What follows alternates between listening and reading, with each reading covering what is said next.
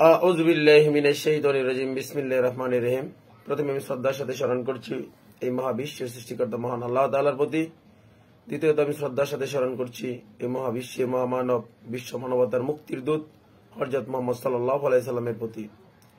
আমার আজকের বিষয়ের আলোচনা হচ্ছে দুবরা উপজেলা এবং হালুয়াঘাট উপজেলা আগামী সংসদীয় নির্বাচনে কাকে আমরা সমর্থন করতে পারি এবং কাকে গণঅধিকার পরিষদ ব্যানারে মনোনয়ন আনার মতো যোগ্য বলে মনে করি, সেই জন্য কিছু আলোচনা করতে যাচ্ছি। আমার দৃষ্টিকোণ থেকে দুবরা উপজেলায় গণঅধিকার পরিষদ যথেষ্ট পরিমাণ কার্যক্রম চালিয়েছে এবং তার ফলাফল আমরা দেখতে পাচ্ছি। গণঅধিকার পরিষদের জন্মলগ্ন থেকেই একটা আশা ছিল, তারা নেতা তৈরি করেছে। এর মাঝে কিছু বিশ্বাসঘাতক ছিল, দলের ব্যানার ব্যবহার করে সুবিধা অর্জন করেছে, দলের সাথে বিশ্বাসঘাতকতা করেছে। এটা থাকবেই, সকল দলই থাকে। তবে গণঅধিকার ক্ষেত্রে ভিন্ন ছিল। গণঅধিকারের সুদিনে সুফল খেয়ে এবং এখান থেকে সুদিন পেয়ে তারা গণঅধিকার থেকে সরে দাঁড়িয়েছে। কিন্তু ভবিষ্যতে যাতে এরকম না হয় তার জন্য আমার দুবরা উপজেলায় কিছু নিয়ম আমাদের ফলো করতে হবে এবং এরকম ব্যক্তিদেরকে আমরা অ্যাক্টিভ করব যাদের ব্যক্তিত্ব আছে এবং যাদের জ্ঞানের দরজা অত্যন্তই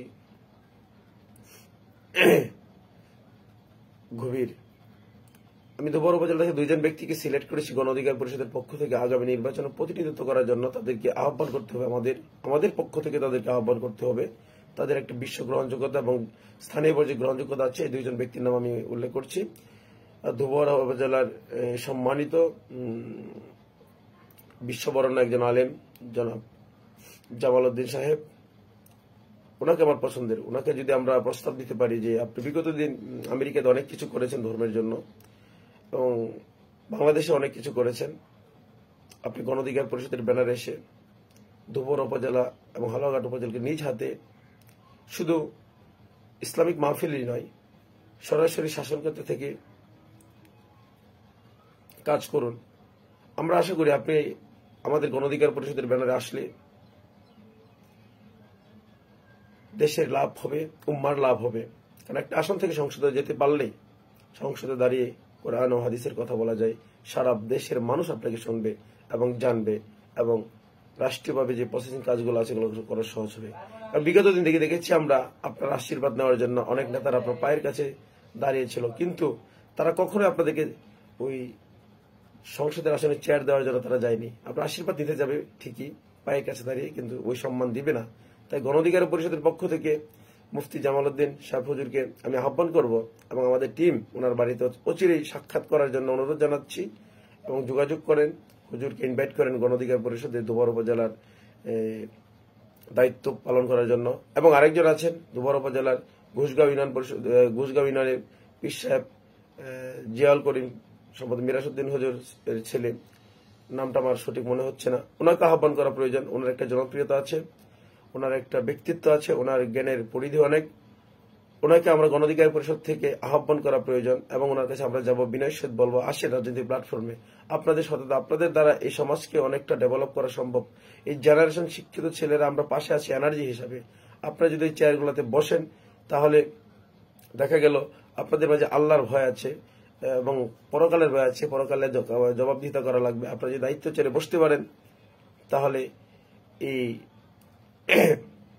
সরকারি রাষ্ট্রীয় যত অর্থ আছে তা সঠিকভাবে জনগণ পাবে এবং সঠিকভাবে যত বাজেট হবে জনগণের কল্যাণমূলক কাজে তা বাস্তবায়ন হবে। তা জীবনে তো অনেক কিছু করেছেন, কিছুটা সময় রাজনৈতিক মাঠেও দিন। আমরা আপনাদের কর্মী হিসেবে কাজ করি, আমরা একটা প্ল্যাটফর্ম তৈরি করেছি। এই প্ল্যাটফর্মে আসুন, আপনারা সম্মানী মানুষ, আপনাদেরকে সর্বোচ্চ সম্মান আমরা দিব। যারা আমার ফেসবুকে আছেন ফ্রেন্ড লিস্টে, সকলের প্রতি আহ্বান আমাদেরকে সহযোগিতা করুন। আমরা একটা দুবরা উপজেলা বা হালুয়াঘাট উপজেলাকে শক্তিশালী এবং ন্যায় বিচার ভিত্তিক, ইনসাফ ভিত্তিক সমাজ আমরা গড়তে চাই, যাতে আমলারা কোনো প্রকার জনগণের উপর স্বৈরাচারিতা না করতে পারে। আমলারা শুধু কাজের উপরে থাকবে, ওদের duty to duty, time to time duty, ওরা কোথাও মাতবরি করার সুযোগ পাবে না। আপনারা যদি আমাদেরকে সহযোগিতা করুন, আজকে যেভাবে আমলারা জনগণকে চুষে বেড়াচ্ছে, জনগণের উপর হয়রানি করছে, সাধারণ দোকানপাটে হয়রানি করছে, এরকম কোনো কিছু করতে পারবে না। ওদের দায়িত্ব থাকবে মাঠে যাও, তথ্য আনো, কাজ করো এবং সরকারিভাবে প্রসেসিং করা কাজের, এটাই তাদের দায়িত্ব থাকবে। আর কোনো ভূমিকা ওদেরকে আমরা করতে দেব না। আমরা ধোবর উপজেলার সন্তান। আমাদের ধোবর উপজেলা মানুষের এবং হালুয়াঘাট উপজেলা মানুষের কোনটা কল্যাণকর কোনটা অকল্যাণকর আমরাই সিদ্ধান্ত নিব। আর অকল্যাণকর কে রোধ করার জন্য আমাদেরকে এগিয়ে যেতে হবে, তাই আমাদের মুরব্বী প্রয়োজন।